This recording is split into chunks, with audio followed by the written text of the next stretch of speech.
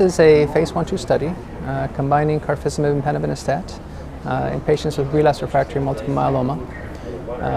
Both carfilzomib and panobinostat are FDA approved for multiple myeloma.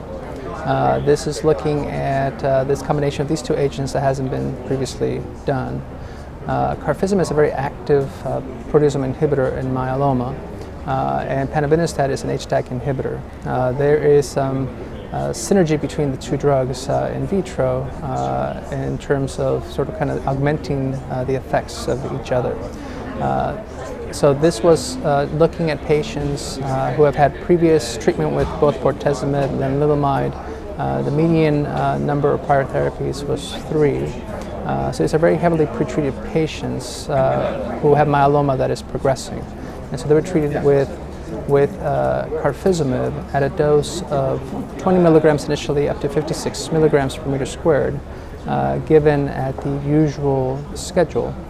With panobinostat given at 20 milligrams 3 times a week, every other week. What we saw was that this was actually a very active combination. We saw response rates well in the high 70s. I think it was 77% overall response rate. Some very deep response rates. About a third of the patients had better than a very good partial remission.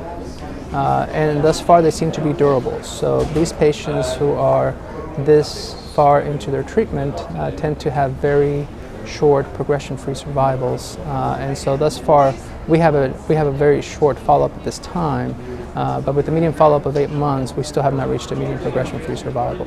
So it's looking very active, very promising.